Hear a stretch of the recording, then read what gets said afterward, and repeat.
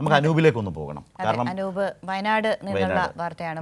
വന്യജീവി ആക്രമണത്തിൽ പ്രതിഷേധിച്ച് വയനാട് ജില്ലയിൽ ഇന്ന് UDF ഹർത്താൽ നടത്തുന്നുണ്ട്. രാവിലെ 6 മണി മുതൽ വൈകിട്ട് 6 വരെയാണ് ഹർത്താൽ തുടങ്ങിയിട്ടുണ്ട്. 6 മണിക്ക് ഒരു സംഘർഷ വാർത്ത അതിനോടൊപ്പം ചേർന്ന് വരുന്നുണ്ട്. ലക്കിടിയിലാണ്. അതേസമയം തന്നെ കേന്ദ്ര സർക്കാരും വയനാട് MP-യും നിലപാട് തിരുത്തണമെന്നാവശ്യപ്പെട്ട് CPIM രംഗത്ത് വന്നിട്ടുണ്ട് എന്നതുകൂടി ഒരുപോലെ നിലപാട് തിരുത്തണം. അതായത് മോദി സർക്കാരിന്റെ എതിർപക്ഷത്ത് പ്രതിപക്ഷത്ത് നിൽക്കുന്ന വയനാട്ടിലെ MP പ്രിയങ്ക ഗാന്ധിയും ഈ വനനിയമത്തിൽ ഭേദഗതി എന്ന കേരളത്തിന്റെ ആവശ്യത്തിന് മുമ്പിൽ പക്ഷേ അവർ രണ്ടും ഒന്നാണ്. വനനിയമത്തിലെ ഭേദഗതിക്ക് വേണ്ടി ഒരു നിലപാടെടുക്കില്ല എന്ന് വളരെ സ്പഷ്ടമായി പറഞ്ഞു വെച്ചത് വയനാട് MP-യാണ്. അതുകൊണ്ടാണ് വയനാട്ടിൽ CPIM പറയുന്നത് കേന്ദ്ര സർക്കാരും പ്രിയങ്ക ഗാന്ധിയും നിലപാട് തിരുത്തണം. ഇതിൽ അനൂപിനോട് ചോദിക്കാം അല്ലെ, ഈ ഹർത്താലുമായി ബന്ധപ്പെട്ട് എന്താണ് സംഘർഷാവസ്ഥ, എന്തിനാണ് എന്നതൊക്കെ അറിയണം. അനൂപ് രാവിലെ നമുക്കിപ്പോൾ ഈ വാർത്തയിൽ തരാനുണ്ട് വിവരങ്ങൾ. അനൂപ് ടെലിഫോണിലുണ്ട്. അനൂപ്, എങ്ങനെയുണ്ട് ഹർത്താൽ? ആരംഭിച്ചു കാണും സ്വാഭാവികമായും, സംഘർഷ അവസ്ഥ എന്നൊക്കെ വാർത്തകളിൽ സൂചിപ്പിക്കുന്നുണ്ടല്ലോ. രാവിലെ 6 മണി മുതൽ ഹർത്താൽ UDF പ്രഖ്യാപിച്ച ഹർത്താൽ ആരംഭിച്ചിട്ടുണ്ട്. ലക്കിടിയിലാണ് ഇപ്പോൾ ഒരു സംഘർഷം ഉണ്ടായിരിക്കുന്നത്. ലക്കിടിയിൽ യൂത്ത് കോൺഗ്രസ് പ്രവർത്തകർ വാഹനങ്ങൾ രാവിലെ 6 മണി മുതൽ തടയുന്ന ഒരു സാഹചര്യമുണ്ടായി. അപ്പോൾ അതിലെ വന്ന ആളുകൾ പലപ്പോഴും ഈ നമ്മുടെ രാത്രി കാല ഗതാഗത നിരോധനം നിലനിൽക്കുന്ന NH 766 രാവിലെയാണ് ഈ മുത്തങ്ങയിൽ അല്ലെങ്കിൽ കർണാടക അതിർത്തിയിൽ ഈ റോഡ് പോകുക. അത് ലക്ഷ്യമാക്കി അല്ലെങ്കിൽ അത് ആ സമയം കണക്കാക്കി വരുന്ന വാഹനങ്ങൾ രാവിലെ ഒട്ടേറെ ഉണ്ടാവാറുണ്ട് ഈ ലക്കിടിയിൽ. അപ്പോൾ ലക്കിടിയിലൂടെ വരുന്ന ഈ വാഹനങ്ങൾ തടഞ്ഞതിനെ തുടർന്നാണ് ഈ ചെറിയ സംഘർഷം അതിലൂടെ വരുന്ന യാത്രികരും മറ്റുമായി ഉണ്ടായത്. അതോടൊപ്പം പോലീസും ഈ സ്ഥലത്തുണ്ടായിരുന്നു. ഇങ്ങനൊരു വാഹനം തടയുന്നതുമായി ബന്ധപ്പെട്ടുള്ള കാര്യങ്ങൾ ഉണ്ടാവുമെന്നുള്ള വിവരത്തിന്റെ അടിസ്ഥാനത്തിൽ പോലീസും അവിടെ എത്തിയിരുന്നു. ഒരു നേരിയ സംഘർഷാവസ്ഥയിലേക്ക് അവിടെയുള്ള സാഹചര്യങ്ങൾ മാറി. വാഹനങ്ങൾ തടയുന്നതുമായി ബന്ധപ്പെട്ടായിരുന്നത് 5 പേരെ പോലീസ് ലക്കിടിയിൽ നിന്ന് അറസ്റ്റ് ചെയ്ത് മാറ്റിയിട്ടുമുണ്ട്. ഏതായാലും നിലവിൽ അവിടെ ഈ വിധത്തിൽ വാഹനങ്ങൾ കടന്നു പോകുന്നുണ്ട്. എന്നാൽ പ്രവർത്തകർ തടയാൻ ശ്രമിക്കുകയുമാണ്. കൽപ്പറ്റയിലും ഈ വിധത്തിൽ വാഹനങ്ങൾ തടയാൻ. അനൂപ, സാധാരണ നമ്മുടെ നാട്ടിൽ ഇപ്പോൾ ഈ ഹർത്താലൊക്കെ നടക്കുമ്പോൾ ഹർത്താൽ ഒരു പ്രതിഷേധം എന്ന നിലയ്ക്ക് അംഗീകരിക്കാം. പക്ഷേ അപ്പോഴും ആളുകളുടെ ഒരു സഞ്ചാര സ്വാതന്ത്ര്യത്തെ, വാഹനങ്ങൾ പോകുന്നതിനൊന്നും അങ്ങനെ കാര്യമായി തടയാറില്ല. പ്രത്യേകിച്ച് ഇതുപോലൊരു ഹർത്താലുമായി ബന്ധപ്പെട്ട് ജനങ്ങളെ ബുദ്ധിമുട്ടിക്കാതെ തന്നെ ജനങ്ങൾക്കൊപ്പം നിൽക്കുന്നു എന്ന് തെളിയിക്കാനോ പറയാനോ വേണ്ടിയിട്ടാണ് ഈ ഹർത്താൽ നടത്തുന്നത് എന്നാണല്ലോ വെയ്പ്പ്. പക്ഷേ എന്നിട്ട് ആ ജനങ്ങളെ തടയുക കൂടിയാണ്.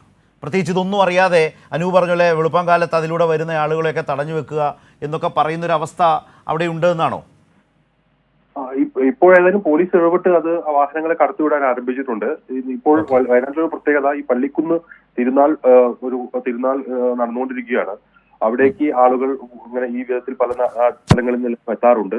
പള്ളിക്കുന്ന് തിരുനാൾ ഒഴിവാക്കി എന്നാണ് UDF പറയുന്നതെങ്കിലും അവിടേക്ക് ഉൾപ്പെടെ വരുന്ന വാഹനങ്ങൾ ഈ പ്രവർത്തകർ തടയുന്നുണ്ട് എന്നുള്ളതാണ് നമുക്ക് ലഭിക്കുന്ന വിവരം. പലരും അത് ഈ പ്രതിഷേധക്കാരോട് പറയുന്നുമുണ്ട് ആ കാര്യങ്ങൾ. ഏതായാലും അവശ്യ സർവീസുകളെ, പരീക്ഷാ വിവാഹം തുടങ്ങിയ കാര്യങ്ങളെ എല്ലാം ഒഴിവാക്കിയതായാണ് നേതാക്കൾ അറിയിക്കുന്നത്.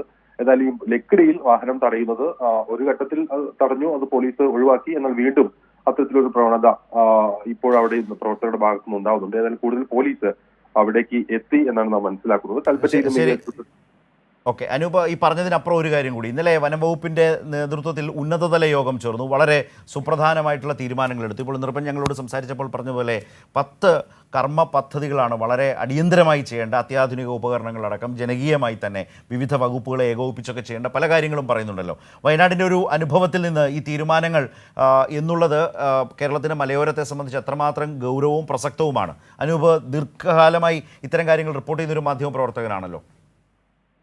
അതിൽ അടിസ്ഥാനപരമായി മാറ്റങ്ങൾ ഉണ്ടാക്കാവുന്ന തീരുമാനങ്ങളാണ്. പ്രത്യേകിച്ച് ഈ വന്യമൃഗ ശല്യം ഏറെയുള്ള രൂക്ഷമായിട്ടുള്ള പ്രദേശങ്ങളിൽ സ്വാഭാവികമായും നമുക്ക് കാര്യക്ഷമമായ പ്രതിരോധ മാർഗങ്ങൾ ഏർപ്പെടുത്താനുള്ള അല്ലെങ്കിൽ അതിന് പൂർണ്ണമായും 100% കാര്യക്ഷമമായിട്ടുള്ള പ്രതിരോധ സംവിധാനങ്ങൾ ഏർപ്പെടുത്തുക എന്നുള്ളത് വലിയ പ്രതിസന്ധിയാണ്. പ്രത്യേകിച്ച് കാലാവസ്ഥാ വ്യതിയാനത്തിന്റെയും മറ്റും ഭാഗമായാണ് ഈ വിധത്തിൽ വനാന്തരത്തിലെ അല്ലെങ്കിൽ വനയോര മേഖലകളിലെല്ലാം പൊതുവെയുള്ള ഒരു പരിസ്ഥിതി വ്യതിയാനങ്ങൾ അല്ലെങ്കിൽ കാലാവസ്ഥാ വ്യതിയാനവും എല്ലാം ഈ വിഷയങ്ങളിൽ പ്രത്യക്ഷത്തിൽ തന്നെ സമീപകാലത്ത് ബാധിച്ചിട്ടുണ്ട്. അതുകൊണ്ട് തന്നെ ഒരു 100% പ്രായോഗിക പരിഹാരം ഈ വന്യമൃഗശല്യത്തിന് എന്ത് എന്നുള്ളത് ഇനിയും നാം ഒട്ടേറെ കാര്യങ്ങളിൽ മുന്നോട്ട് പോകേണ്ട കാര്യമാണ്. ഏതായാലും കഴിഞ്ഞ ദിവസം ഈ തീരുമാനങ്ങൾ, നിരീക്ഷണം തുടങ്ങിയ കാര്യങ്ങളെല്ലാം തന്നെ സ്വാഭാവികമായും നമുക്ക് അത്തരം കാര്യങ്ങളിൽ കൂടുതൽ ശ്രദ്ധ ഈ മേഖലയിൽ ചെലുത്താനായാൽ ആ വിധത്തിലുള്ള ഓക്കെ, അനൂപ് ഇപ്പോൾ സൂചിപ്പിച്ച പോലെ കേരളത്തിൻ്റെ മലയോര മേഖലയാകെ വളരെ കാര്യമായി ശ്രദ്ധിക്കുന്നതാണ് പുതിയ തീരുമാനങ്ങൾ. അത് എത്രമാത്രം തങ്ങൾക്ക് കൂടുതൽ ആശ്വാസം പകരും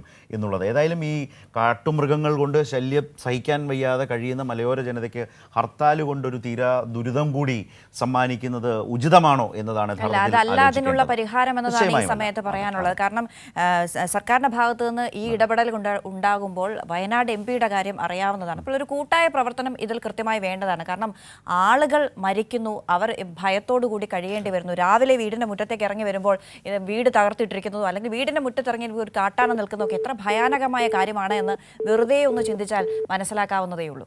അത്തരമൊരു സാഹചര്യത്തിൽ ഹർത്താലല്ല ഇതിനൊരു പരിഹാര ക്രിയ എന്നുള്ള കാര്യത്തിൽ യാതൊരു സംശയമില്ല. അത് ചെയ്യുന്നവർക്കും ആഹ്വാനം ചെയ്യുന്നവർക്കും മനസ്സിലാവും. പക്ഷേ വീണ്ടും അങ്ങനെയൊക്കെ നടത്തി ജനങ്ങളെ ബുദ്ധിമുട്ടിക്കേണ്ടതുണ്ടോ? ഒന്നിച്ചു നിന്ന് കാര്യമായ പരിഹാരത്തിന് വേണ്ട പരിശ്രമമാണ് വേണ്ടത് എന്നത് വീണ്ടും വീണ്ടും ഓർമ്മിപ്പിക്കേണ്ട ഒരു വസ്തുത കൂടിയാണ് എന്ന തിരിച്ചറിവോടെയാണ് രാവിലെ ഇക്കാര്യങ്ങൾ പറയുന്നത്.